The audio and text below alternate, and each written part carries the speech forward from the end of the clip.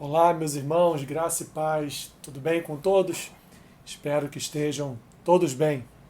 Mais uma vez aqui de volta para uma breve reflexão, uma breve mensagem de irmão para irmão.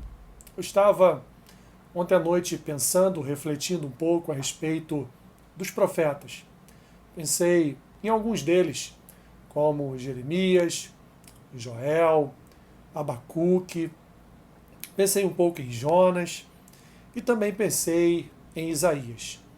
E na forma terrível e temível como foi feito, realizado o seu chamado, como está registrado lá em Isaías capítulo 6, a visão da glória e do trono do Senhor que Isaías teve diante de si, aquela visão ao mesmo tempo maravilhosa, mas também uma visão espantosa, uma visão aterrorizadora, uma visão que causou grande temor ao coração de Isaías, a ponto dele dizer, ao ponto dele reconhecer diante do Senhor que ele não era digno de estar ali participando daquela visão, não era digno de estar diante do Senhor, porque ele era um homem de lábios impuros e era um homem que era misturado, era de um povo de impuros lábios. Mas o Senhor com um toque da brasa viva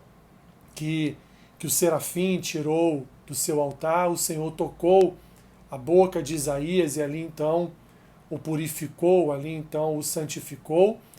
E logo depois Deus, numa espécie de pergunta retórica, porque Deus já sabia que Isaías, transformado naquele momento pelo toque da brasa viva, Isaías já tinha experimentado naquele momento o fogo do Senhor no seu coração e ele iria atender o chamado de Deus. E Deus então pergunta quem ele poderia enviar, quem poderia ir diante do Senhor num ministério profético, num ministério da palavra. Isaías então se levanta como atalaia de Deus naquele momento, se levanta como profeta do Senhor e diz: Senhor, eis-me aqui, envia-me a mim. Que coragem, meus irmãos! Que coragem de Isaías, uma coragem que às vezes falta a muitos de nós.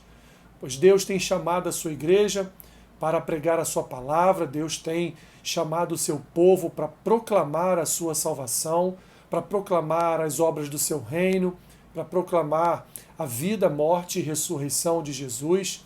E infelizmente a igreja não tem cumprido na totalidade o seu papel de ser uma missionária. Não missionária no intuito só de enviar missionários para os quatro cantos da terra, mas missionária também no sentido de educar o próprio povo que faz parte da sua membresia nas verdades das Escrituras. O que nós temos acompanhado e temos visto nos últimos dias tem sido tantas e tantas mensagens, meus irmãos, que não condizem com a realidade das Escrituras. Então, quando olhamos para Isaías, nós vemos ali a imagem da igreja sendo chamada pelo Senhor para ir adiante do Senhor pregando a palavra dele, pregando as Escrituras e pregando a verdade das Escrituras. Assim, reconheça, meu irmão, minha irmã, o seu chamado como igreja. Reconheça que Deus já tocou os seus lábios, Deus já tocou o seu coração, Deus já transformou a sua vida através, não de uma brasa viva tirada do altar dele, mas através da vida do seu próprio Filho, do seu unigênito Filho, que foi enviado e através da sua vida, morte e ressurreição tocou o nosso coração de uma forma tão profunda que nós fomos transformados. E hoje, meus irmãos, somos capacitados pelo seu Espírito a proclamar as boas novas do reino de Deus. Atenda o chamado do Senhor. Proclame o Evangelho da salvação do nosso Senhor e Salvador Jesus Cristo. Testemunhe com a sua vida, testemunhe com atos de fé, testemunhe fazendo as obras do Senhor e dando àqueles que ainda não conhecem ao Senhor Jesus, não conhecem as Escrituras, razão para conhecerem, razão para querer conhecer ao Senhor Jesus. Assim, nós como igreja, devemos responder ao chamado do Senhor da mesma forma que Isaías respondeu. Eis-me aqui, envia-me a mim.